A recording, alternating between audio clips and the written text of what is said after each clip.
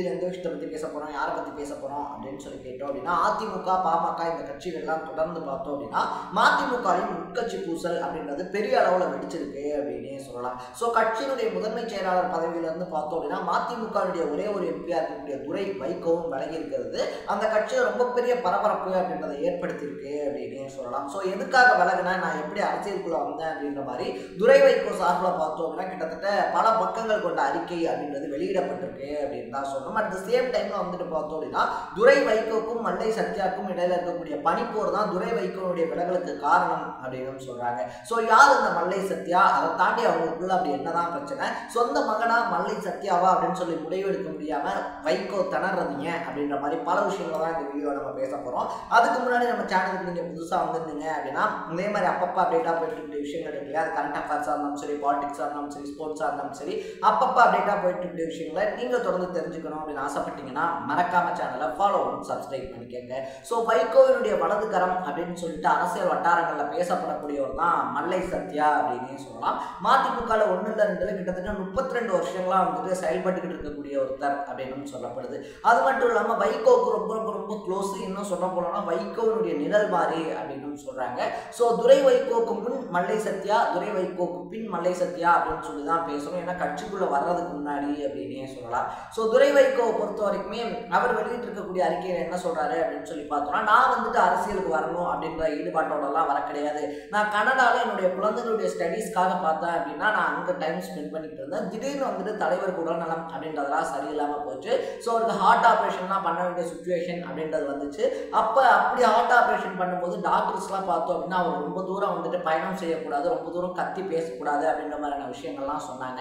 இதனால தலைவரை பார்த்துக்கிறதுக்காக நான் இங்கேயே அவரோட தங்கினேன். பொதுக்குழு கூட்டங்கள் இருக்கு இல்லையா, அதுலலாம் நான் வந்துட்டு தலைவர் கூடயே இருந்தேன். ஸோ ஒரு சில கட்சி மீட்டிங்லையா இருந்தாலும் சரி, இல்லை நிர்வாகிகளுடைய வீட்டில் நடக்கக்கூடிய நல்லது கெட்டதுலையா இருந்தாலும் சரி, தலைவர் பங்கெடுத்துக்க முடியாது அப்படின்றதுனால அந்த இடத்துக்கு என்ன கூப்பிட்டாங்க. ஸோ நான் அப்படி போய் பார்த்தேன் அப்படின்னா கட்சியினரோட வந்துட்டு ஒரு தொண்டராக வந்துட்டு தான் நான் நிற்க ஆரம்பித்தேன்.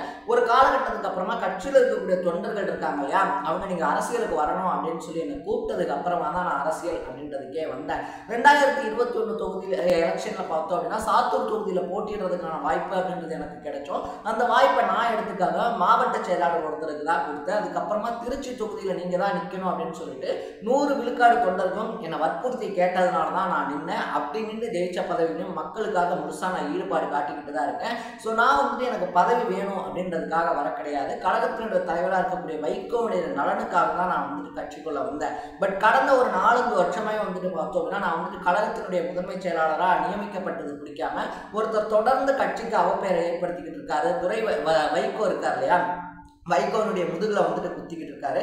இதெல்லாம் நான் ஏன் அப்படின்னு சொல்லி கேள்வி கேட்கும்போது எனக்கு சரியான பதில்கள் அப்படின்றது வரல. ஸோ இந்த மாதிரி ஒருத்தர் இருக்கும்போது கட்சியில் முதன்மை செயலாளராக வந்துட்டு பார்த்தோம் அப்படின்னா என்னால் இருந்து பணி செய்ய முடியல.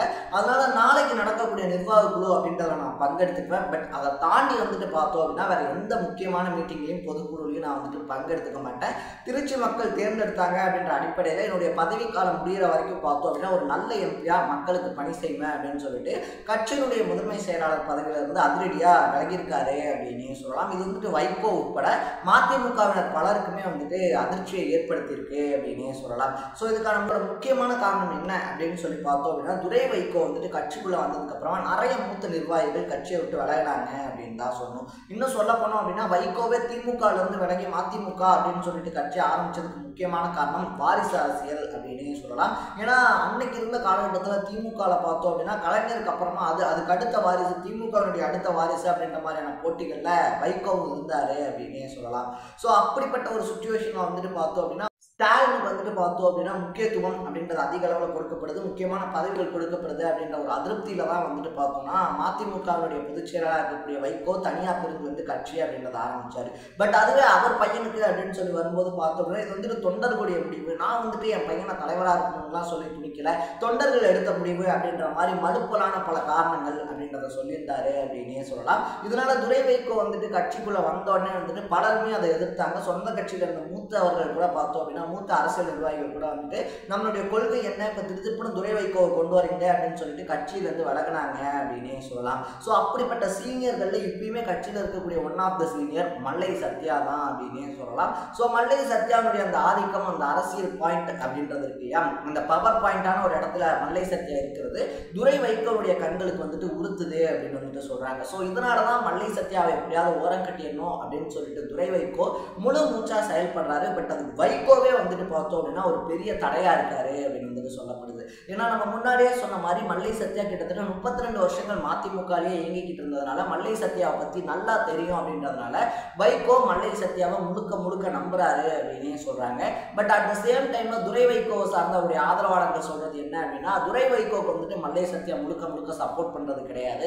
அவர் வந்துட்டு பார்த்தோம் அப்படின்னா அந்த சீனியாரிட்டி அடிப்படையில் வந்துட்டு அவர் தான் முக்கியமான முதன்மையான இடத்துல இருக்கணும் அப்படின்னு சொல்லி நினைக்கிறாரு. துரை வைகோ வந்துட்டு கட்சிக்காக இவ்வளவு உழைக்கும் போதும் அவருக்கு சப்போர்ட் பண்ணி கொடுக்க மாட்டாரு அப்படின்னு சொல்றாங்க. ஸோ ஒரு சில இடங்கள்ல வந்துட்டு பார்த்தோம் அப்படின்னா குமரி ஆனந்தன் இறந்து போனார் இல்லையா, ஸோ அவருடைய மறைவுக்கு கூட பார்த்தோம் அப்படின்னா வைகோ போய் தனியா பார்த்துட்டு வந்ததுக்கு அப்புறமா மல்லை சத்யா தனியா போய் பார்த்தது, இல்லைன்னா ஃபேஸ்புக் மாதிரியான சமூக ஊடகங்கள்ல வந்துட்டு அண்ணாக்கு அப்புறமா வைகோ இருக்கார் இல்லையா, அண்ணா கருணாநிதி வைகோ இவங்க போட்டோக்கு அப்புறமா பார்த்தோம் அப்படின்னா மல்லை சத்யாவுடைய போட்டோ அப்படின்றத போடுறாங்க. அதுக்கும் வந்துட்டு எந்த விதமான அதிருப்தியுமே தெரிவிக்காம அதை வந்துட்டு ஆமோதிக்கிற மாதிரி செயல்படுறாரு. கட்சியிலையும் வந்துட்டு பார்த்தோம் அப்படின்னா முன்னிருந்த அளவுக்கு ஈடுபாட்டோட அவர் செயல்படுறது கிடையாது அப்படின்னு வந்துட்டு சொல்றாங்க.